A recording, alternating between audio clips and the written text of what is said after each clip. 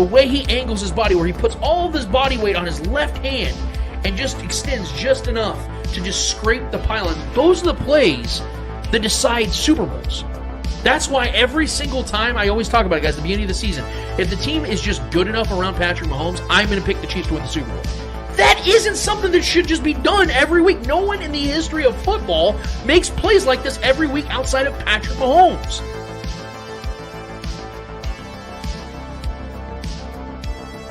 I want to thank all the talking heads and all the doubt. Yep. Keep it coming. Like, all it does is anytime you can give petty Mahomes the motivation, bro, I'm all for it. That's why I was excited when, all these people were saying these things. It's like, bro, let's go. Yeah. If I'm feeling boosted and juiced by it, can you imagine what he's feeling?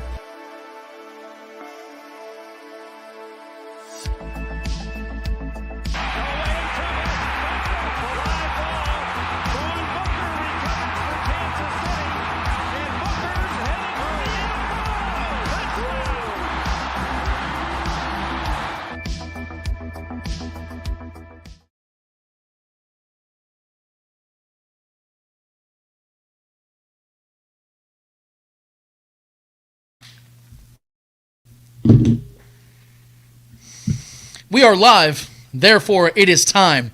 It is the Chattin' Up the Chiefs post-game show. I'm your host, Lance Twidwell, with my guys, my co-hosts, my BFFs, if you will, my guy Trevor Twidwell. That's good. And Mr. Vaughn freaking Booker, 9-year NFL veteran. How we doing tonight, fellas? Doing good. Feeling like a winner. Is Book with us tonight? Can you hear us, Book? I don't hear him, so. Once again, we're having technical difficulties to start the show off, but this is the beauty of live streaming, if you guys will. Bear with us for just a second. We're going to try to get Vaughn, because we don't have any audio of Vaughn at all. We heard him before we went live. Now, all of a sudden, magically, we don't hear our guy Vaughn Booker, but we're here to celebrate a Chiefs victory regardless. I'm sure Trevor will get that situated in just a second.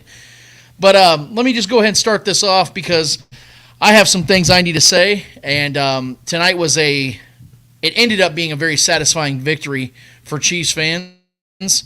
This game started off about as worse as we could possibly imagine, and it became something that I thought that all of us were going to have to sit here and talk about after the game, about how this offense just cannot seem to get out of its way after 12 weeks, 11 games, but 12 weeks of football, and they're just simply not on the same page. You can blame the wide receiver room, which is something I've been able to do for a long time, and justifiably so. We can blame Brett Veach. We can blame Andy Reid's play calling. Whatever the situation is, or whatever the case may be, the Chiefs decided for at least this week to put that aside. And that is what they did in that second half. The Chiefs, if you guys didn't watch the first half, or at least the first quarter, it seemed that where the most impact happened for the Raiders, they decided to take a 14-0 lead. Now, I was one of these people, Trevor and I both said it ourselves, that we didn't think the Raiders were going to score a touchdown in this game. We thought the Chiefs' defense was going to come in here, do what they needed to do, perform at a high level like they always have all season long, and just take care of business, because the Raiders' offense has not been that impressive this season. Aiden O'Connell has shown glimpses of good football, but he's nothing that the Chiefs haven't already seen before this season. And quite frankly, the Chiefs have faced much better competition from a quarterback position alone and have dominated that position. You just saw it last week against Jalen Hurts. They kept him at bay all night long outside of one throw. So you'd have thought they'd have brought that over, and they'd have been pissed off, motivated, ready to go and take on this Raiders team and take on Aiden O'Connell. Well, the Raiders decided to take a 14-0 lead, like I said. And there was a lot of people out here that were starting to panic a little bit, because this is a team that you should never be down multiple scores on. And for some reason, and I want to talk about it tonight, and I want to get you, if you guys are watching right now, watching us live, get in the chat, let us know what you guys are thinking, what you saw happen. But something clicked, Trev. Something clicked, Book. And that something is something I've been waiting for all damn season. It was an FU mentality. And I love the fact that it started with Justin Watson. I mean, I know Isaiah Pacheco rushed a touchdown in early in, but something changed with Justin Watson, the way he acted on that second touchdown. When you saw Spillane from the Raiders body check him and blindside him with a little bit of a dirty play, Justin Watson catches the touchdown, and Justin Watson gets up and tells that man, hold this real quick for me. He gets a flag, and I couldn't have been happier. I usually don't like seeing guys get extracurricular activity flags. I don't like seeing that very often because it always costs the team. But that just felt right in the moment, and I love the fact that Justin Watson got to do that and have that big moment, because Justin Watson, whether we like him or love him or despise the guy, it doesn't matter. This team believes in him, and they look at him as a legitimate weapon in this offense. And him to do that, I think, fired up this team a little bit. And if you look at their last 7 possessions, the Chiefs scored 4 touchdowns. And then on another one of those possessions, they scored a field goal. So 5 of their last 7 possessions, the Chiefs scored, and were in the red zone 4 times, scored 4 times in the red zone as well. And you just saw this offense finally click for the first time since Week 7. In fact, this was the first time the Chiefs have went on back-to-back touchdown drives since Week 7, which ironically was against another AFC West opponent in the LA Chargers. So I don't know what changed. I think Andy Reid, I can give you guys my theory real quick. They ran the damn ball. I love the fact that Isaiah Pacheco, although he only got 15 rushes for the game, it felt like he got big moment rushes. Yeah. It felt like Andy Reid was trusting him on 3rd and shorts, 2nd and shorts, letting him extend the chains with his legs. Patrick ran the ball a few times. Edwards-Helaire got a few big rushes. He had an opportunity to get a big 10-yard play, but Juwan Taylor getting another big-time penalty that can end up costing this team in bigger games. He's got to work on that. We'll talk about that in a second. But all in all, this was, we talked about on this show, we've talked on the Spoken about how, the defense has been great all season long, but eventually there's going to be a game where the defense is going to need the offense to step up and be the reason why the Chiefs win the game. That was tonight. The defense, like I said, gave up 2 touchdowns early in the game, something they never do. And the offense had to come up and check it, because if they didn't, the Raiders would have been feeling really good for that first half and could have very well won this game. And the offense decided, you know what, we're taking care of business. Patrick Mahomes and Travis Kelce got on the same page. Rashee Rice had the game of his life. Rashee Rice is now the first Chiefs wide receiver to eclipse 100 receiving yards in 21 regular season games. It's been since the Buccaneers game, I believe that was on Monday Night Football in Week 4 of last year, since a Chiefs wide receiver had 100 yards in a regular season game. That tells you guys a lot of what's going on around here, man. And I'm telling you guys right now, that is what they've been waiting for a long time, to see the Rice Patty connection become something special. And that became something special today. And I love the fact more than anything that it happened the way it did, because Rashee Rice dropped 2 early passes in this game. And usually when a young rookie receiver gets a bad drop, he starts getting his head a little bit, his confidence drops. Man, that's not Rashee Rice's style.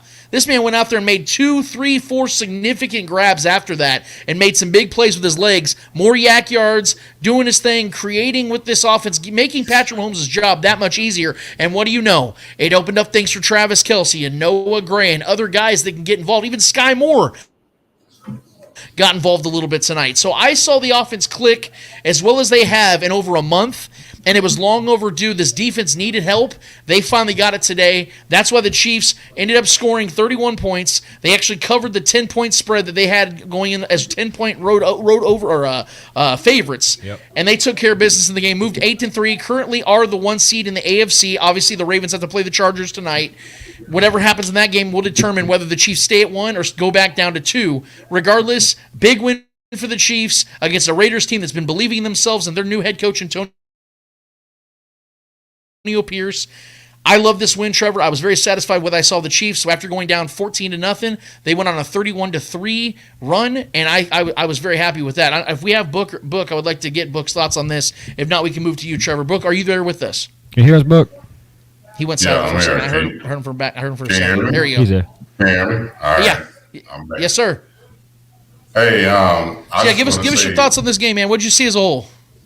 First quarter, I was like, man, I don't recognize this team that I'm looking at right now. I mean, this cannot be the Kansas City Chiefs that we're used to seeing. We finished last game off not finishing the game off, and then we start this game off not starting the game off. I didn't enjoy it. It wasn't until the last play of the first quarter that I started seeing a glimpse of what we look like as the Kansas City Chiefs, and that's when Pacheco caught that pass and went for a 11-yard jaunt after bumping into a defender. But that's when it started for me. But that first quarter, I was like, man, who the heck are we looking at right now? This is not the Kansas City Chiefs whatsoever. But I was so happy to see that they did turn it around towards the end of the second quarter, going into the third quarter, and then later on just becoming the Chiefs that we thought they're going to start the game off with. So overall, I'm happy. I'm glad we're back on a winning streak. It starts with the next one, and this is the one. So I'm happy where we are right now. Yeah, I mean, divisional games, the Raiders or not, these teams tend to know each other. I did not expect Aiden O'Connell to play as good as he did today, though. I will say that. So I'm going to give credit where it's due. Aiden O'Connell, for a rookie coming in in a tough matchup, whether he's home or not, our defense has been tops in the league, and he went out there. He was dealing that ball. Some of the throws he made tonight were incredible. I mean, there's a couple absolute Pro Bowl, all pro looking throws that he completed out there. So I'm going to give him credit. He was a gamer. He stuck around and made some plays, and they jumped out to a 14-0 lead because of him. A lot of ways too, because I mean the defense had to respect his arm, and then that's how Josh Jacobs got that a little bit of a lighter box, and he just took it to the crib. So kudos to the Raiders. They started out hot. They got the best of us in that first quarter, the majority of that first half until the end of the first half there. But once the Chiefs caught fire, once we smelt blood, once we got pissed off at ourselves, I don't know what it is, man. Something about Patrick Mahomes going into double-digit deficits and just finding ways to crawl out of it and just go on fire that next half. It was good to see us have a great second half offensively. We needed to see that. I'd rather see that. Honestly, I'd rather see us win like we did today and have a slow start than start out hot and fizzle out in the second half again. So I'm kind of glad that this game kind of went in a different direction than we have in the last several weeks. Obviously, 3 straight second halves going scoreless. So that was good to see us score multiple scores in the second half. 3 straight touchdown drives, too. Putting that together was incredible. Coming out and scoring right away in the second half was good to see, coming out hot there. Patrick Mahomes looked a little shaky to start this game. I'm not going to lie. The script wasn't very good for us offensively. But once he started you saw him kind of get that juice back and kind of get that sauciness to us, man. When this offense gets it going and those juices are going, man, this is a fun offense. We were fun again today. Started off slow, but we were fun, man. That we've been missing that. We've been missing the character. We haven't seen Travis Kelce really be himself. He got to be himself again today, but finding space, getting open, finding those creases. Pat was finding him with an absolute couple ridiculous dimes to Kelce today. That one over the shoulder was, you couldn't have. It was insane how accurate that throw was.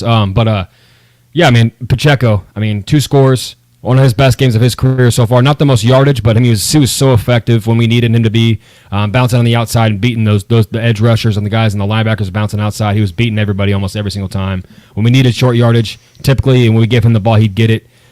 We still had a couple blunders and some short yardage plays that I still would like to see corrected. But overall, Rashee Rice was incredible. This was his best game so far, and he overcame the early drops in this game. And then ended up with 108 yards and a touchdown with 6-7 catches. He's here. Rashee Rice has arrived. He's arguably should be, I think, moving forward the most targeted wide receiver in this offense and the wide receiver one in this offense. And it's crazy to say because he's a rookie, but the explosiveness out of this kid and the ability to stay in bounds in that play and fight through those defenders to get that touchdown on that play, the second effort. Love seeing that out of a rookie. Got to have that play. That just added to that was just another log to the fire that we were building in that second half. So it was good to see that out of him. Yeah, man.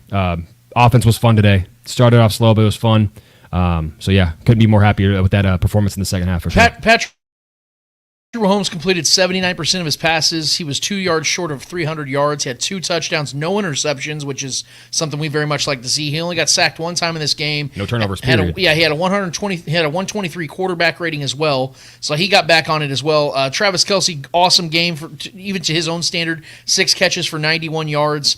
He's very much on pace to have his 8th consecutive 1,000-yard season. He would be the oldest tight end to ever do that in the history of the NFL. He also would be prolonging his streak to another additional 5 seasons above anybody else that's ever done that in consecutive seasons. Something else that I like about this is that it was almost the exact same game that the Chiefs played against the Chargers in Week 7, which was also the last time the Chiefs scored 30 points in a game. And it was the exact same score, 31-17. It was the last time, and see, this is why I'm choosing optimism in this, because that was also the last time that this defense had allowed more than 300 yards in a game. So if this is only going to happen 1 every 5-6 games, I'm going to live with that. And I've been telling you guys, listen, if there comes a point in time where the defense just doesn't look great, we can live with that because this defense has given us 3 months of awesome football. This is the 3rd best defense in the league right now based on scoring statistics. And if a bad game for this defense is giving up 17 points, I'm going to live with that big time. Facts. Because I remember just these last few years when the Chiefs were still going to Super Bowls, their bad games would be giving up 38 to 40 points. So this is much better than what it's been before, the alternative. And so if this is a bad game for the Chiefs defense, they're just fine, and they're going to continue to win a lot of games this way. What I'm hoping for, though, because what Trevor just said is 100% correct, I'm hoping that this is that game where, because we've seen it in a lot of other rookie receivers that end up becoming something good in this league, there's that one game or that one stretch of games that really start to put them on the map, and all of a sudden they start catching stride. I'm really hoping this is that game, because what have we been talking about for a month now? If you're going to play Rashee Rice, if he's going to get these snaps and no one else is taking over the reins at wide receiver to be that guy, then let him be the guy. Do I personally like the idea of a rookie receiver having to be the guy in the wide receiver room? Absolutely not. You have a guy in MVS who got a mercy reception tonight for -1 yards, who's making $11 million this year. There's nothing positive to come from that. That should be the guy that should be putting up the numbers. That should be the guy that's leading the way. But Rashee Rice is showing us, when given the opportunity, that he can make the most of it, and he can make the impact plays. Yes, he's going to have drops, but guys, what do I always say? I've said this on the Spoken. I know a lot of you in the chat right now watch us on Saturdays, and I always say this: I can live with rookie drops. What I can't live with is veteran drops when they're not making up for it.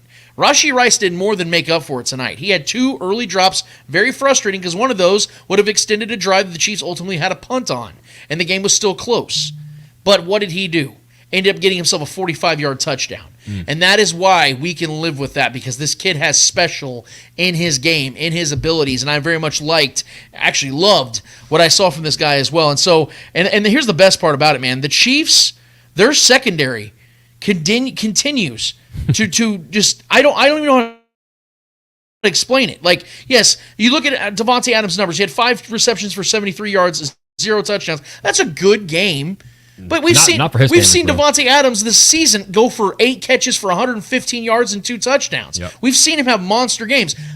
Wide receiver ones do not have big games against the secondary, and they weren't even that good tonight. It's not allowed. L'Jarius Sneed was getting cooked in that first half. McDuffie gave up a couple big plays, but these guys make up for it, because what you didn't hear, the only time you heard Davante Adams' name for the last 2.5 quarters is when he was bitching at the refs, which I find funny because Justin Watson gets a penalty for bitching at Spillane and getting in his face, but Davante Adams go over there and curse out the sideline judge. There's no flag. I just love the double standard there. So, Book, I want to get your thoughts on this as well, man, because, being a defensive player, I always love hearing from your side of things.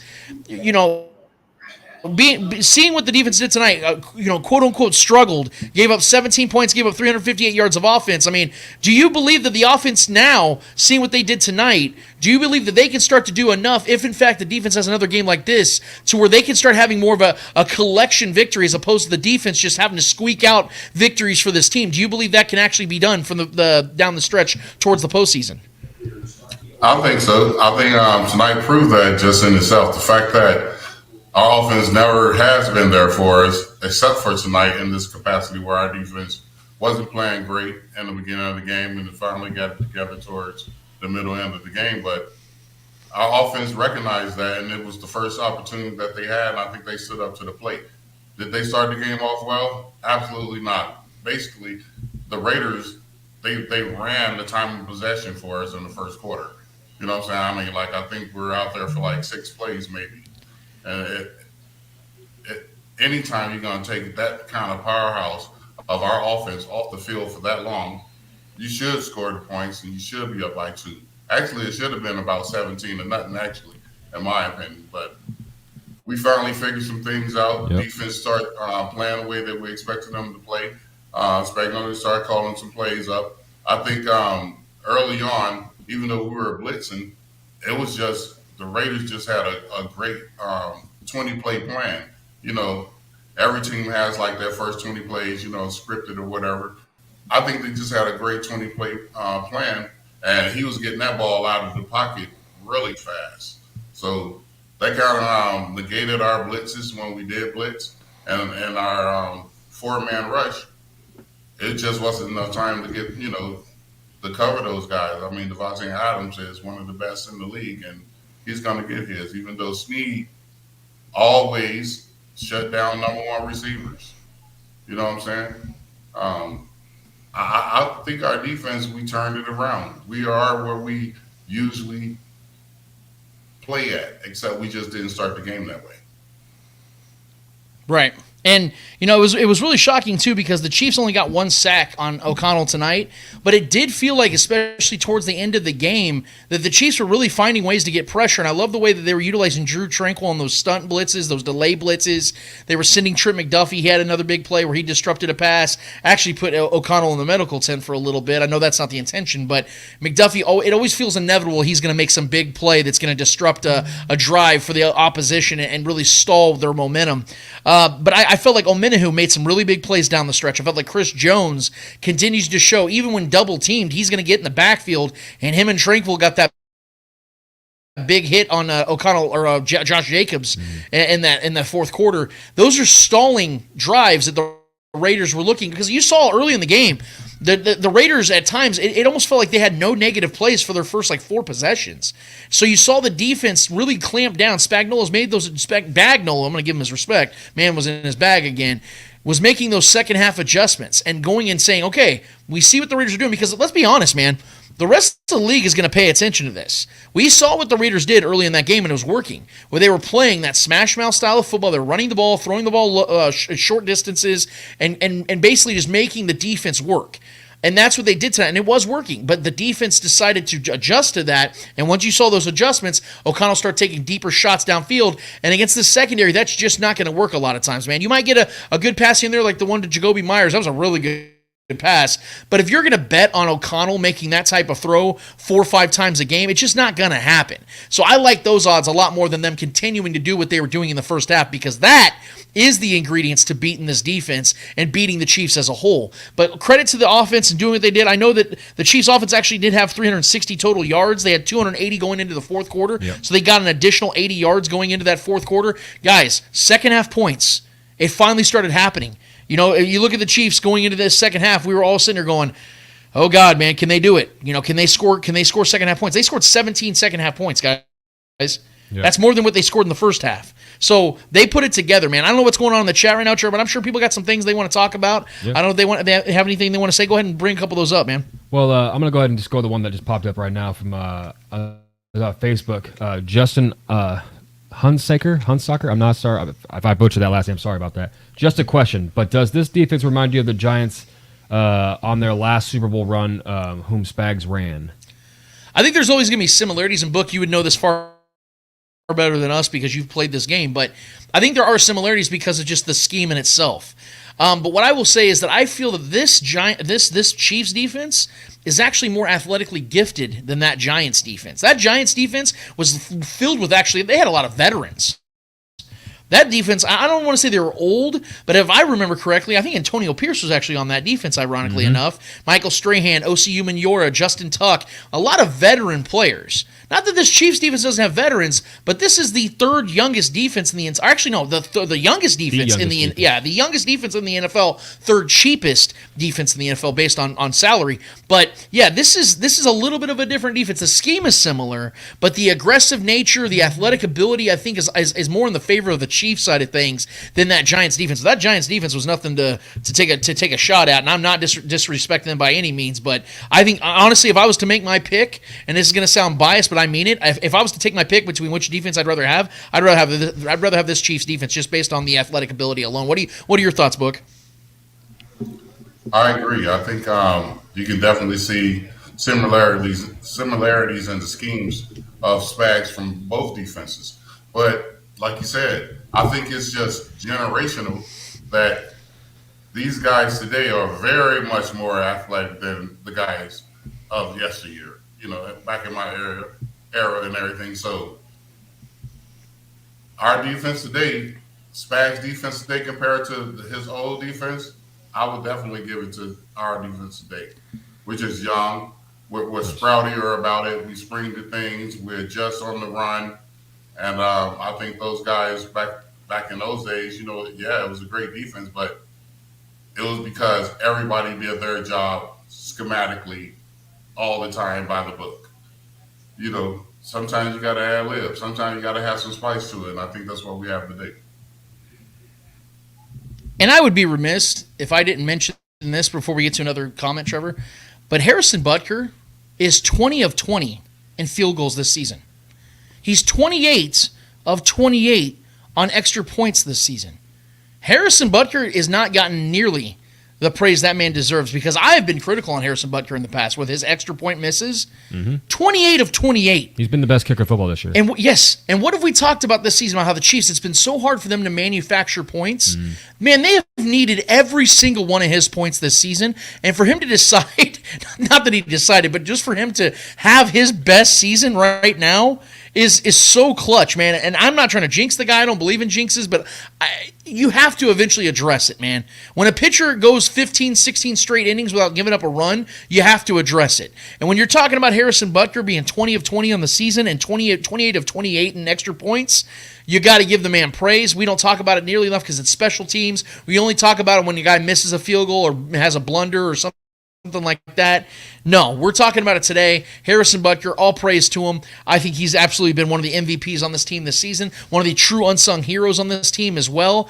And I don't know about you guys, man, but I didn't feel, even with the game being as lopsided early on as it was, that the Chiefs absolutely missed Nick Bolton again. Now, I'm not trying to make a case here, but this is showing the depth of this defense. We talk about the wide receiver room and how inconsistent the play is, but what Brett Veach has done on this defensive side with the depth he has at linebacker, Leo Chenal putting that big pop on O'Connell early in the game. That's a guy that Brett Veach went and got in the mid-rounds in 2022. This kid is really starting to show. Willie Gay having another solid performance tonight. Drew Tranquil all over the damn field doing what he does best. I love what Brett Veach has done on the defensive side of things, man. And even, like I said, even in a game where they didn't play at their best, I would give them probably like a B-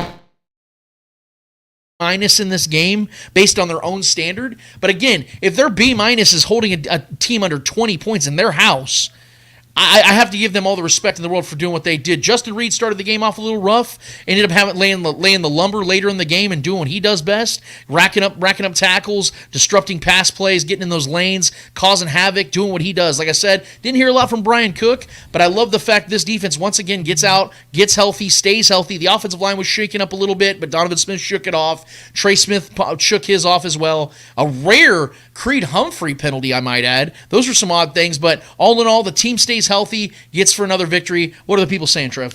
I just want to add to your Butker point, because obviously coming off of last year when he was, remember early in the year he sprained his ankle. Yeah. He was dealing with that nagging ankle all year. So this is him, coming into a healthy year. This is what a healthy Butker looks like. So a guy that with his potential is living up to it this season. He's been in my line, and I think statistically proven, backing it, he has been the best kicker in football this year. A guy you can absolutely rely on. Not a lot of questions in the chat, but I just want to showcase this one. Our guy John Harrison always comes through with some good ones. Reverting back to the offense and what it looked like and what we did specifically, he just says they did what they needed to do, even though it's shotgun and one back, run the ball, slants, crossing routes, basic West Coast offensive ideas. Offense ideas. That's on point right there, man. Because the Chiefs weren't doing. I mean, outside of that one cool double flea flicker play, which was awesome, and they actually executed it perfectly to Kelsey. That play was awesome. Outside of that, it was just strictly getting the ball out quicker. Sky Moore looked better tonight because they were getting the ball to him quickly. That's what he's great at. He's good at creating after the catch. He's a good yak player. Was great at that in college. He's got some wheels to him too when you get him going. So it was good to see him get some little bit of work in there. And then Rashee Rice, just getting him in space. We know what that kid can do in space. I mean, that guy, he's incredible. He's also obviously apparently great at breaking tackles. So getting guys in space, getting the ball out quick, getting Pat confident again in these guys. It was the simple things, and I 100% agree with John there. Just playing the kind of going back to the old simple West Coast offense that Andy Reid has made an entire career out of, right? So, and getting some passes to Pacheco, getting him involved in the passing game too was good. Yeah. Those screenplays were delicious. Those things they always seem to work most of the time. So seeing Pacheco get involved in the passing game was awesome as well. I believe he had about maybe a little over 40 receiving yards, I believe, right around there. So yeah, man. Other than that, there's not a lot of questions in the chat, but I do want to add a couple. I mean, you brought up Butker and his accolades and how his numbers so far this year. I'd be remiss if we didn't mention this on the show. Patrick Mahomes with his his 2 passing touchdowns today, passes Matt Hasselbeck and Terry Bradshaw on the all-time touchdown list with 213. He's now 41st all-time. That's awesome, man. And Andy Reid on top of that. Andy Reid now becomes the all-time winningest coach for not only the Chiefs but the Eagles now. So congrats to Coach for doing something that no other coach in history has ever done. Such an incredible feat to even accomplish. I mean, and who knows what else he's going to do, the amount of games he's going to continue to win in this Patrick Mahomes era. So congrats to him. And then I also want to end with George Karlaftis getting his eighth sack of the season so far. I mean, this guy's becoming something special here. 8 sacks is not something that you just blow smoke at, no pun intended. So congrats to George Karlaftis. He's looking like a true edge rusher for this defense. Such a young guy on a rookie contract still. His growth has been incredible to watch this season, taking that next step. So I'm very happy with George Karlaftis, man. Couldn't be more proud of him. I agree because I felt like this was a year that Karlaftis could really break out. And I want to get your thoughts on this book. And Trevor, those are all great thoughts. And John Harrison, thank you so much. And if there are any more comments or questions that come up, Trevor, you can stop me and get those in because I want the people to be heard tonight because the Andy Reid aspect is very important for me because I think it was also fitting that Andy Reid does that tonight the same time that Bill Belichick, who's been famous for beating rookie quarterbacks, takes an L to third-string rookie Tommy DeVito and the New York Giants today, 10-7. And now Belichick is 15 games under 500 without Tom Brady in his coaching career. I think that Andy Reid has shown in his career when he's 62 games over 500 with the Super Bowl appearance before he ever had Patrick Mahomes that he is the best head coach of his generation. The only difference was he didn't have an all-time great quarterback until 2018. Mm-hmm. And you've seen what Andy Reid has done since 2018. He's done nothing but host AFC championships and go to Super Bowls. There's no coincidence to that. I think when Andy is done, I think there is a real chance that people will revere him as the greatest coach that we've ever seen. And I'm not saying that hyperbolically because I know Belichick's been very successful, sure. But you see the drastic drop-off when he doesn't have an all-time great quarterback and when he does. Andy Reid is consistent throughout his entire career, so I want to give him praise. I'm glad you brought that up. But, Book, I want to bring up a couple more things before we get out of here, man, because this is important. The Chiefs actually have a surprisingly big game this next week. They go to Lambeau Field and take on a very hot Packers team, and Jordan Love has been playing some really good football. It's a Sunday night football game, and, you could say, well, the Packers still have a losing record. Well, outside of, I don't know what the end result is. I know the Bills and the Eagles it's in overtime right now. It's in overtime right now, 31-31. Yeah, but if in fact the Bills just kicked a field goal. Okay, so they went. Did they get the field goal? I believe the Eagles have the ball now. Did they score though? No, they haven't scored yet, but they have the ball. Okay, the Eagles have the ball then. Okay, yep. So the Bills had a possession. That means if the Eagles score even a field goal in this, they win. But let's say the Bills win this game. That's the only team currently that would have a winning record left on the Chiefs' schedule. Now, people can get excited about that, myself included, because that obviously sounds like the Chiefs have the inside track of finishing with the 1 seed. Because if them and the Raiders, if the Chiefs and Ravens win out for the rest of the season, the Chiefs still get the tiebreaker, and they would have the 1 seed over a half game.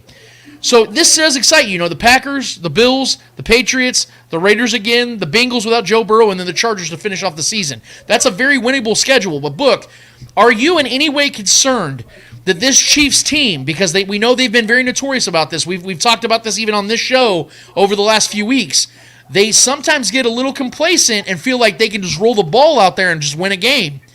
Are you at all concerned that there might be a game on this remaining schedule where they stub their toe again, or do you think they could very much run the table?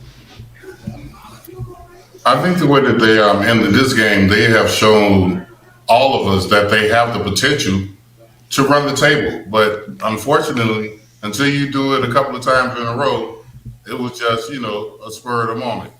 What they've shown us is we can't rely on that. We always, at some point, teams that we're supposed to dominate, we play down to their level, and then eventually these guys beat us at our own game. We got to stop playing down to the levels of our opponents. When we're up, we got to remember how we did this. If we're up a little bit, we got to put our foot on the gas and really try to put these guys away. We just always, even when we have the lead, lose it in the second half, don't score in the second half, and we've lost games to people that we should have beat. The drop balls are one thing, but as a team, we just was never in a position to win those 3 games that we lost. Yeah. Yeah, well, I can see where you're coming from on that. And like I said, that this schedule right now really presents itself an opportunity for the Chiefs to make things right for what they did wrong in those 3 losses. And if Rashee Rice continues to play the way he's doing, if Pacheco continues to become a dual threat like he was tonight and a lot of games this season, if Andy Reid could call plays the way he did tonight, I love the way he played. He called plays tonight. It was very much smash mouth football a lot of times, and it was working. It was a balanced attack, and quite frankly, it felt like it didn't really feel like Patrick was really pressing tonight. It didn't feel like he was under a lot of duress, because it felt like he was able to run a balanced offense, and guys were there were opportunities to throw a guy open or a guy being open. It felt like there was just fluidity to the offense for the first time in several weeks, and that's all I'm asking here. And if you can just give the defense just a little bit of that, I'm not saying you got to score 31 a game. I know that's become the standard here in Kansas City with the Chiefs scoring the way they have over the last 5-6 seasons. But if you could just get to 25 to 27 points, the Chiefs are going to win 95 to 100% of their games because this defense is too good. They're not going to go out there and get shelled on a weekly basis. If the offense can just score a couple of touchdowns, a couple of field goals here and there, this team's going to win the Super Bowl. So I like this stretch. I think, like I said, this Packers game is going to actually be a pretty tough one because I think this Packers team is playing pretty well. Jordan Love is playing some damn good football. These young receivers are really starting to come together with Romeo Doubs and Christian Watson and those guys. I don't know what's going to happen with Aaron Jones. I don't know if he's out or not. It looks like he has a pretty bad knee injury. That's pretty big. But I like this matchup. It's going to be fun, which is why I'm going to segue right into our final segment. It's called Book It with Book, baby. Book. You're Nostradamus here on our show, buddy, and we're smoking these stogies for you. You guys might be wondering, why are we smoking stogies tonight? Well, when the Chiefs scored 30 points for the first time in 5 games, and they win a divisional game, it feels good, damn it, and we're going to smoke some cigars. Our guy's in transit right now. He couldn't smoke with us, but Book, you're going to give us a prediction tonight, and I can't wait for it. What's going to happen on Sunday Night Football a week from tonight, man? Well, first of all, I just want to say I don't have my cigar because, again, we're packing. And I would turn it around, but she'd be mad because, she got her night clothes on. Yeah. But anyway, Book with Book, this week what I got going on against the Packers. I agree. The Packers have been playing good football as of recently. But I think that the fact that the Chiefs have won this game tonight, I think we're going to feed off of that. Go on the road. I don't think the cold weather is going to bother us. I think that we're going to win this game 28-17. I like that score. If they go on the road and drop 28 in Lambeau, and by the way, this will be Patrick Mahomes' first game at Lambeau, I will very much be happy about that. I like that prediction, Book. Trevor, you got some news for us? There's an update. Jalen Hurts just had a rushing touchdown to put the game away. That Philly just won the game 37-34. Wow. Massive comeback for them. The Bills are not going to the playoffs, kids. They're 6-6. They're going to drop to what, the 10-11 seed now? Jalen Hurts gets it done, man. It's done. Dang. That guy's a bad man. 37-34, the Eagles beat the Bills. Man, I like that happened live on the show like this because now I got to puff my stogie. I had to update you guys. On another celebration, if you will. It sucks that our guy Book couldn't smoke with us tonight, but we're smoking a pack for him. We're smoking on that Raider pack. We're having a great time tonight. You know what I mean? We're smoking this one in honor of our guy Book because he put in some work against the Raiders in his time, and the Chiefs are going to continue that tradition. I like this. We get another game against the Raiders later on in this season. Nice little stretch for the Chiefs to maybe get that 1 seed, man. Their destiny's a little bit more in their hands than I had thought initially. They got to keep winning games. I like what I saw tonight. I want to see the offense continue to do that. Even if they don't have the most impressive wide receiver room, we now can acknowledge that. They can overcome it. That's why I still stood my ground and said I still believe this team can win the Super Bowl because they have more than enough on defense. They have the greatest quarterback that I've ever seen play football. They have Andy Reid, who continues to win games, 125 wins in his regular season career in Kansas City. He's already won 2 Super Bowls. I think they're going to win a 3rd one. I think this team just showed tonight what they're capable of doing if they put it together. Damn it, keep putting it together, fellas, because it's very much there. This Super Bowl is in your grasp, guys. You can repeat. You can be the first team in almost 30 years to repeat as Super Bowl champion since those 93-94 Cowboys.